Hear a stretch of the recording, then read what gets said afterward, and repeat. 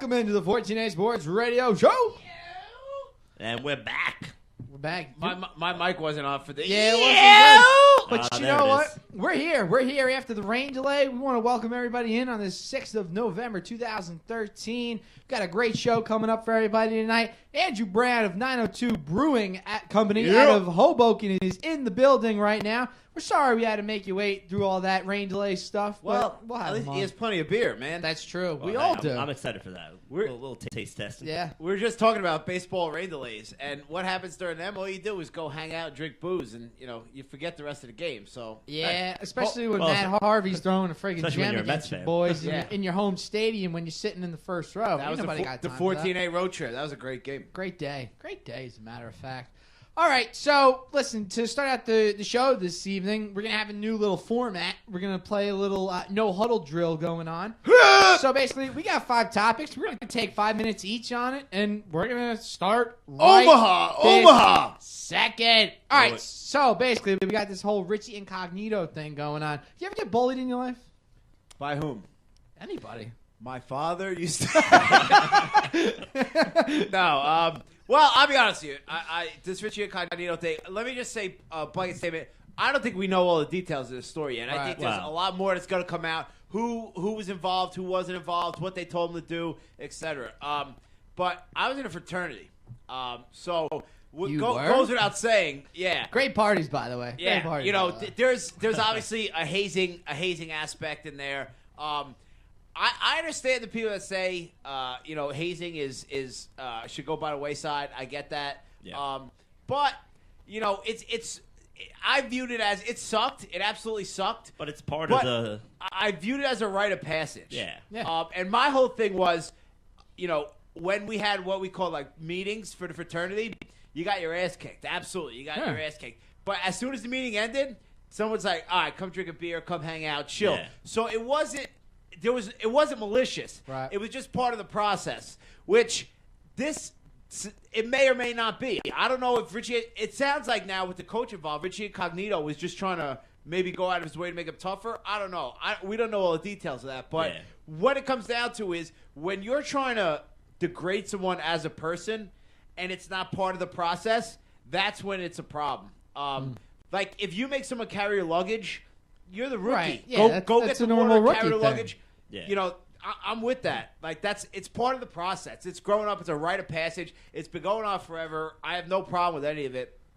But when you degrade someone as a person, to have them, obviously this guy was at his wit's end. Did you ever text one of your pledges saying, "I'm going to shit in your mouth"?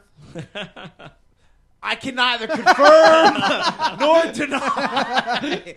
No, like that's at it. Like It's that's out of that's line. That's completely out of line. That's what I'm talking about. That's completely over the top. Yeah. Like that's not being a normal person. No, You know what I absolutely mean? not. Like so That's being a gorilla animal. He completely crossed that line. But what the motivations were, where was he told to do, what was he told to do? Yeah. It's going to be very interesting to see. So the plot thickens on this. Yeah. Yeah, I mean, especially nowadays. I mean, I think you heard it a couple of years back. I think it was Des Bryant was the guy that was getting upset about having to carry like another teammate's helmet, and then now all the stories are coming out about guys having to pay for $55,000 dinners for the team, and and all other stuff, and a lot of it in the NFL. I'm sure a lot of it's commonplace. I mean, the voicemails that they read that he had on his phone sounded like way over the line, and probably crossed it somewhere, but maybe that was just like one example of where it happened. Right. But I mean, also this guy went and checked himself in the hospital afterwards. So I mean, he must have had some sort of, I guess, an issue besides that, and maybe this kind of brought it to surface, and and maybe that's what made it worse. Yeah. And I mean, not to say that it's his fault in any case, but I mean, maybe the same thing happens to somebody else. Maybe it's not as big of a deal. I think, there's a lot of conflicting reports out there. Chris Carter was on SportsCenter today talking about, I know Martin, I know the things that he's going through, some of the things that the Dolphins do. One of the things is if you're the last one to sit down at the table, everybody just leaves you, so you got to be the first one at the table. Today. Yeah, and then, Zach Ertz, it's stupid. Stuff. Yeah, and then Zach Ertz comes out and saying, listen, Martin wants to come back and play for the Dolphins. Maybe not for the Dolphins, but he wants to come back and play football. thing is, if you ever played on a team sport, whether it be high school, college, professional, anything like that, this happens. It's an alpha male territory in there. And it doesn't even have to be sports. Anytime you get, That's males true, together, yeah. The job I do, there's a lot of laughing, goofing around.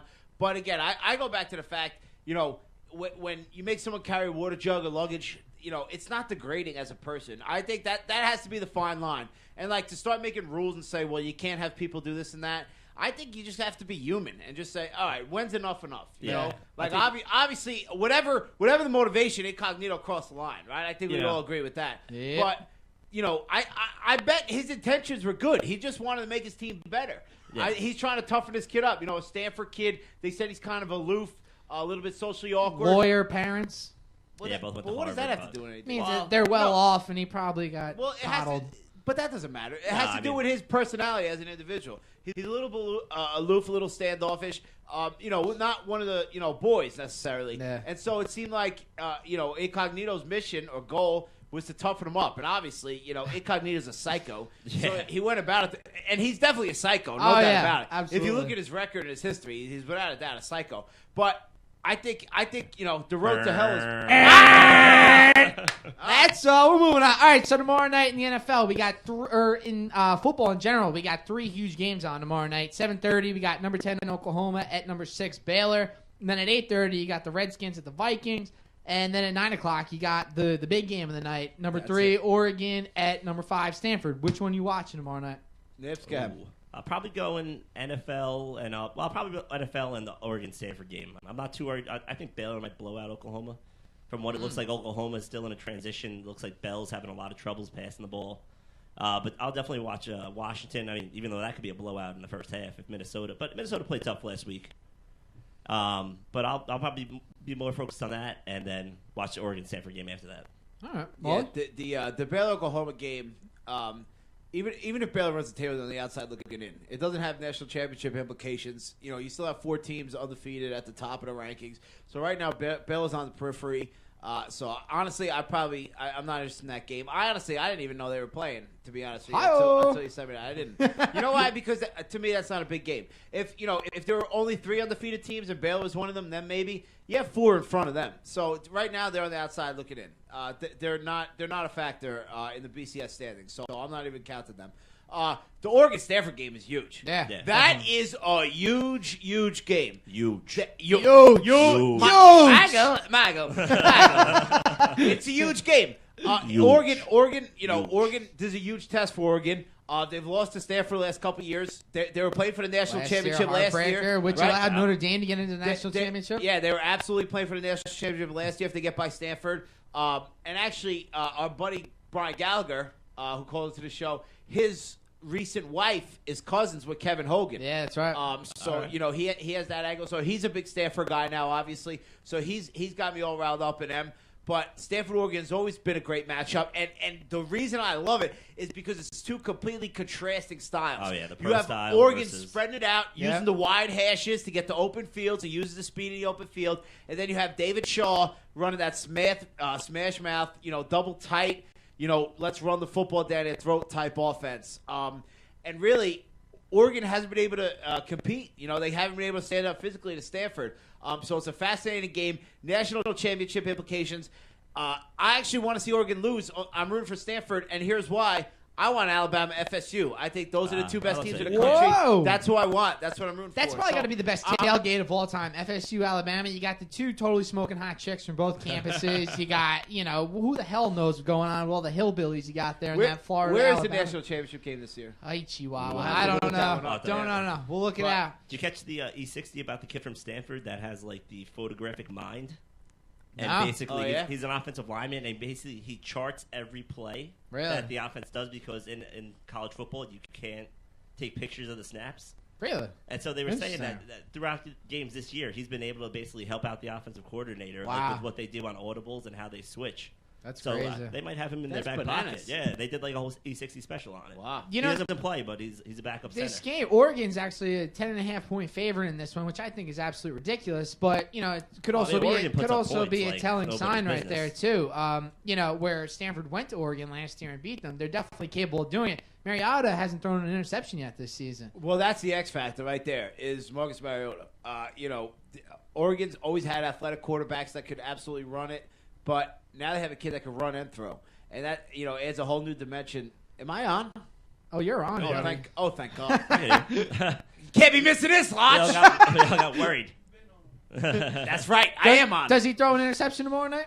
Oh, I don't know. That's kind of. Oh, I don't know. I don't know. So are you even watching NFL? Do you even care about RG3 versus AP? If that's a good game, I'll keep. Well, only for fantasy purposes. Well, Right, yeah, absolutely, yeah. I'll keep. We it all updated. got AP in one league. I'll keep it up in a fantasy, but that's an irrelevant game. Yeah, Right? Why I is would that agree. relevant? I mean, The Giants are 2-6. but- You know what? And they had a brutal Fantasy we'll get to that, above all. Fantasy above but, all. everybody only wants- for fantasy. But everyone wants to talk about the Giants being, still only 2 games out or whatever, without in 2 weeks. I think Washington, if they win this game, they got 4 W's. And we saw what they did last year down the They stretch. did about the same exact can thing. definitely started do off it the again. season And 3-6. RG3 looked good last week. Yeah, He looked looks real good. He looks like he's getting back to his old form. But I'll give Minnesota credit too. They looked like an actual NFL team last week. AP looked like AP again. He was running people over. That one touchdown run was Oh, ridiculous. he got picked up in the air. He kept Yeah, on yeah. running. He looked like finally going back to beast mode. Minnesota's not a bad team except their quarterback. They were a playoff Yeah. team last year.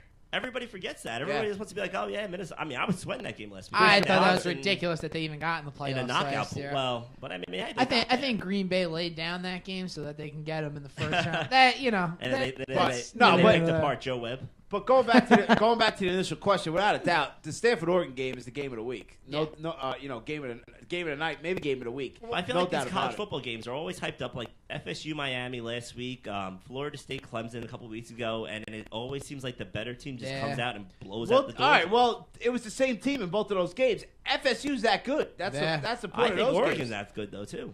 All right. And I think- I don't know Thursday if night, Stanford it's can at handle it. Oregon. lot right? of Stanford, At lot of Channel looking. All right. I liked how you buzzed yourself. All right, so let's get into NFL. I know we're talking a little bit about the Redskins and the Vikings, but the Jets beat the Saints this Sunday. The let the Vern be Vern pick. Really screwed Vern over. Now we're looking, when the Jets were at 2-2, we're looking, hey, look at the rest of their schedule. They're not going to be able to That's keep why this you pace can't going. look at the schedule. But we saw the opponents that were on there, and it did not look like that they could be 5-4. That's why you don't look at the we're schedule. Saying best case scenario, 3-5.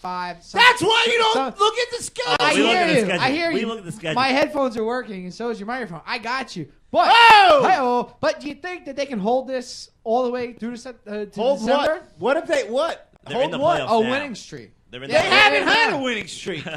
They've The winning won record, and lost, winning record, won and lost. winning record. Easy. Do you think Easy Do you think they make the Incognito. playoffs? The Jets. I tell you what, that Charger loss was good for them. That was big. The Chargers are right in the mix. Listen, they're all.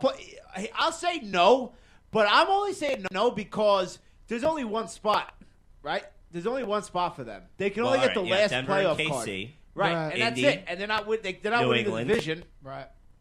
They're And not then winning the division. Someone from Indy. the north is going to take whatever Baltimore or Cleveland or whoever takes the Right. north. So there's one wild card spot open. Right. There's only one spot for the Jets. So just Tennessee has a tiebreaker with them. Just because I'm not saying they're not going to be in a mix. I think they will be. They're obviously their season is relevant now, and they will be in a mix. But I'll say they don't make the playoffs just by the mere numbers fact. They're not going to win the division, and there's only one spot left. So there's a lot of teams in that mix in the AFC. So I'd say no, the Jets don't make the playoffs. Well, let's take a look at it. As you're saying, it's going to be Kansas City or Denver that gets that 5 seed. So the teams that they're competing with right now, Tennessee, Miami, San Diego, I would think that San Diego, over the course of time, probably would the do Jets better. will play Miami twice, right? Is that correct? Yes. So, I think Miami with this whole Incognito thing will be interesting to see how they react. I mean, The offensive line was terrible to begin with. Miami had a huge win though versus KC on Thursday night. I mean, able to pull that one out, especially when we're Cincinnati. talking about a wild card. Miami. Did I say Cincinnati. You said I thought- KC. That's all right. Oh, That's I'm fine. sorry, Cincinnati. The safety game. We got you. We're not going to incognito you. Oh, the North. Cincy's going to win the North. Yeah, so since he's out the north, and then but Miami getting that win, and then I mean, it's really going to come down to those two heads-up matchups and see what Tennessee can do. I mean, with Locker back now, I actually like Tennessee. I like their D. I think that they're obviously going to steamroll Jacksonville this weekend. So I mean, I agree. I don't see the Jets getting in there, but I see they're going to be an 8-8, 9-6 team, a 9-7 team. Yeah, they're right to me. I tell you what, their secondaries played brutal, but that front four might be the best in football. Absolutely. And you saw, as Giant fans, we know when you have a legit front four that can rush the passer. The secondary don't matter. The secondary has to hold for a second or two, when they're coming that hard. They're professionals. I like Quentin Coples had a game against the Saints. I thought that, that guy Harrison's, a.k.a. Snacks, which, by the way, which is a great nickname. Absolutely. Great nickname. Mo Wilk, and Sheldon Richardson, they've all kind of been getting some pub. Obviously, Quentin Coples, last year's first-round pick. I thought he had a great game coming off the edge against the Saints. It seemed like every time Breeze a couple Breeze times. was running for his life every time he dropped back. Absolutely. That secondary, though, Cromartie's not the same player. If Cromartie was Cromartie, Cromartie could be Reeves. No, if Cromartie played this year like he did last Cromartie's year. Cornwallis. And Reeves is Alexander the Great. But no, if he played like he did last year, I think they'd have something really, really special. But that secondary gets beat too often. Even in that Saints game, the Saints dropped a bunch of passes. Yeah, that would have changed the complexion of that they were game. getting They didn't have They were Colston. getting hit. They lost Sproles in early. Graham is banged up, and even though the Jets seemed like they dominated that whole game, But Nick Toon, Nick Toon had 2 or 3 huge drops. Yeah. Huge drops. and the Jets dominate that whole game, and they win by 6.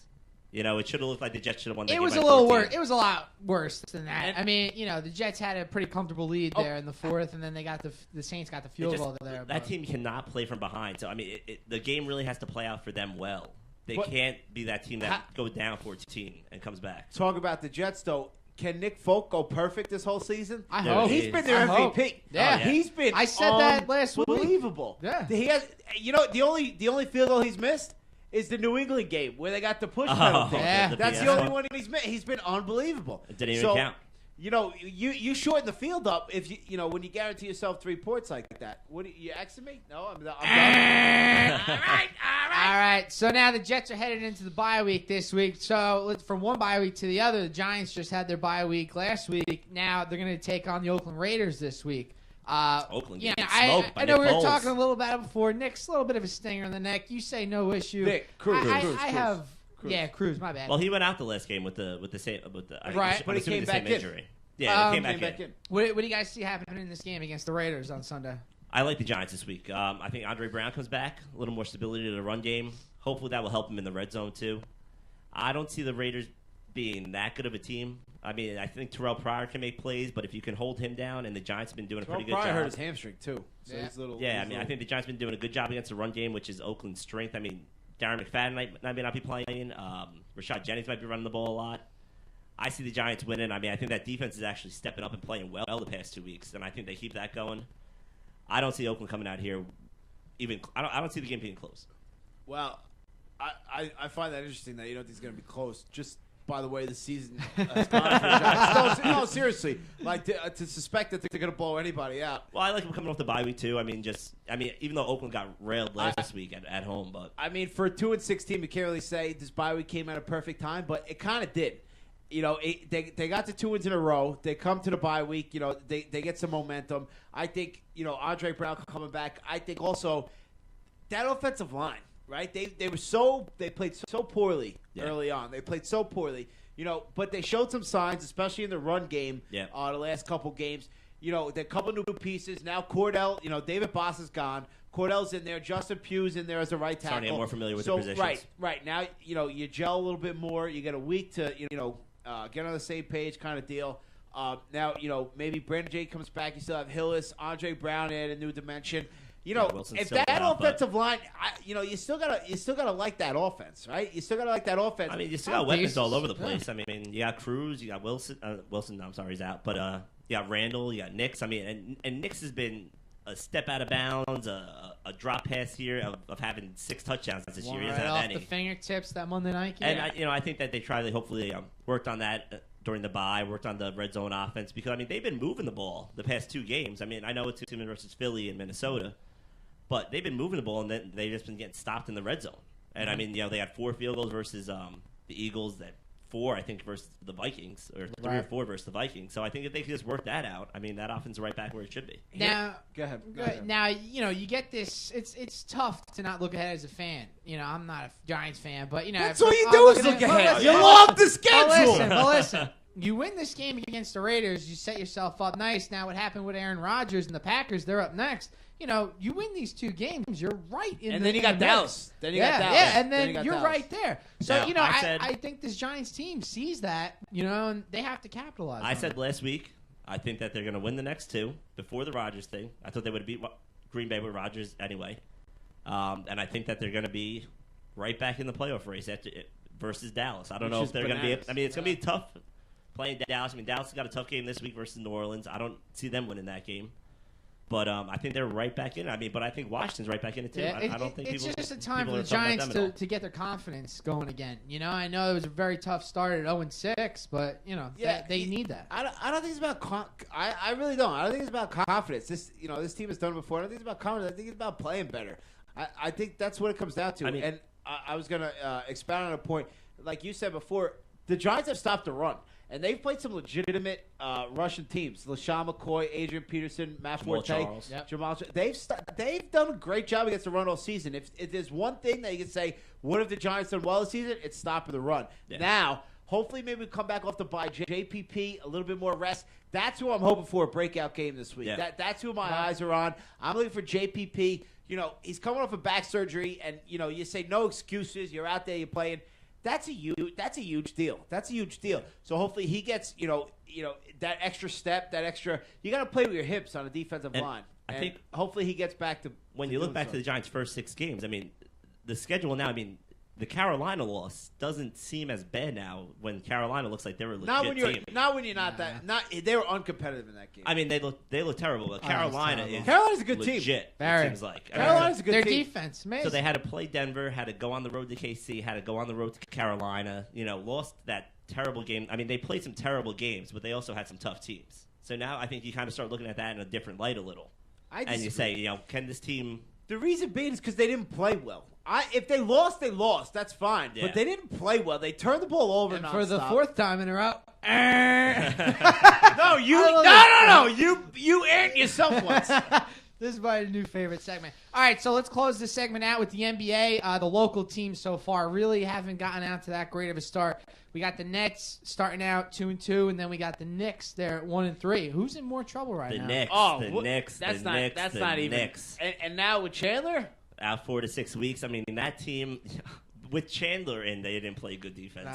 Never mind, you lose one of the probably top 5 defensive guys in the league, who's probably the only big guy on the team that seems like they can stop a pick and roll. That team, I'm really worried about them. If they can't put up 110 a night, and it doesn't seem like they can unless Melo's hitting every single shot that he's taken, that team's in trouble. I'm not worried about the Nets. I mean, the Nets had the big win versus Miami. It seems like a little letdown game versus Orlando, that Sunday night game. Yeah. But the Knicks, I mean, if they can't start playing defense, I mean, they are looking like they might not be in the playoff race. Well, let's just stay on the Knicks for this second. Now that Chandler's out, what defense can they play? No. They don't have any defense. Now you're going to have to go on the front line with some combination of obviously Melo, Bargnani, Melo might have to be playing center. Melo, where Melo and Bargnani are stat on the floor at the same time. That's a tremendously weak defense. No, yeah. What you're going to have to do is go small and just shoot the lights out. Yeah. And Bargnani needs to be a part. Bargnani has to step up. See, I was hoping they have to score. I was hoping guys like Artest and Shumpert could hopefully God. minimize on the wing a little. Did you see World Peace? But Dude, last night, oh my God, his shots were bad. They look like me in rec league. They're terrible with the sideways. He made one play. He stole the ball. And I'm like, all right, great play. He starts driving up, and I'm like, this is just going to end badly. He just dribbles the ball like right out of bounds going into the lane. I'm just like, God, this guy just doesn't know it. If he just played his role as a defensive stopper and a rebounder, he'd be all right. But he just tries to do too much. Some of those shots are absolutely terrible. I mean, J.R. Smith coming back can help him a little, take the load off Melo a little. But I mean, he's no world beater on defense. He's not going to do much for them. And I mean, they can't figure out how to pick and roll defense. I mean, Kemba Walker. I mean, Ramon Sessions last night looked like they were roll beaters. Well, here's Kevin the problem. Martin on Sunday night. And Woodson. they asked Woodson about this last year, and I always had a problem with it. Woodson, defensively, his philosophy is you switch on screens.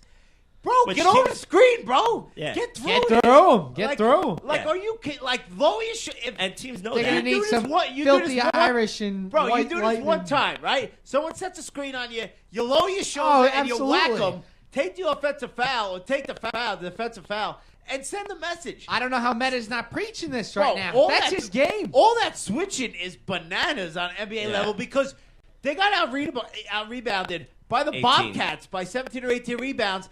And the reason is because you switch out Kemba Walker, then you got Kenya Martin playing Kemba Walker with Cody Zeller. Oh, that ain't going to be Yeah, good. On like Ray Felton. Pablo Prigioni boxing. Cody Zeller had a nice bucket last night. By the way, speaking of centers, rookie, how about Colt Aldridge? Oh, yeah, well, he'll probably get some burn. He's not a rookie. I just licked the He's not a frickin' rookie. microphone. Yeah, He's but a no, he Kansas came out guy. of Kansas guy, but he got cut by the Thunder. He couldn't play solid minutes there. Yeah, wait, last year was his first year, right? No, he's been in the league a couple years. Are we really? Yeah. Who am I thinking He's of? I mean, Jeff Whitney. Probably. He's a Jeff Whitney. yeah.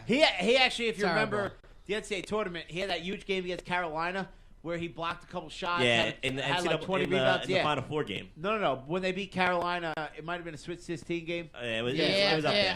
Where Jeff what's his Whitney name wasn't playing. had a huge game. Marshall, right? He was out of the But game? Cold Aldrich, I mean, he's a body that they're going to throw out there. But I mean, it's probably going to be a lot of Kenyon Martin. But I mean, how many minutes can he play a game? That's he's 36 years old, 37 I'm years old. looking at the roster right now. I know Bargnani's a center, but Bargnani the only centers that they have on the roster right now are Chandler and Aldridge. They have to go small.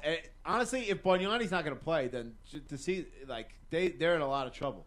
They're in a lot of trouble. They got to really try to figure this out quick but I don't see any really good combos working for them. They're right not. now. They can't stop anyone now. So now it's just got to be let's outscore everybody. Yeah. That's how they're going to have to play. Seems like that's working for the Clippers and the Warriors so far. So. Yeah. Well, you don't have in the Curry first and 5 Klay games Thompson in the backcourt. Hey, but we got Melo, probably one of the top 5 scorers in the league. And if J.R. Smith's on, it could be done. Yeah. Ray Felton a little bit. But they're in trouble. I think the Nets will be fine though. I mean, I'm not worried about the 2 games they lost. It seemed like Cleveland could be a decent team this year. The Orlando game was just a letdown, but. Well, how about this, though? You got to love with the Nets. They have a letdown game, and then KG goes bananas, right? He said he went, but he goes, I'm not going to say what I'm going to say. I'm going to get cut off again. No, don't worry. All right, don't cut me off. Good. And KG goes bananas on the plane, on the bus, everywhere, and they come back with a big win. Brooke Lopez had I'm not going to say 28 points. I'm not going to say the Jazz is a big win, but I mean, it seems like they're tanking. Okay, Wiggins all right, for big Wiggins, win's wrong, but a comeback win. Bringing the intensity back. And again, they responded to KG is the point. The problem with the Nets in the first half of the season last year, they weren't getting those wins at home that you should be getting against, your Utahs, your Charlottes, your Atlantas, wherever the hell. You got to win those games if you want to be an elite team. Those wins add up. And they got the Boomer and Carn Kitchen in the Barclays Center now. That's true. The Baba Galoot burger? Yeah, they're talking about the fries, the Parmesan fries and all the that. Chubby Chaser. I want to know if they have anything in a helmet. What next if they have any helmet foods? Well, there's no helmets in basketball. Why do you want a helmet? Why Boomer not? Carter, helmet food moguls. That was the thing. They were going to put everything in a helmet at a baseball that was game. The thing?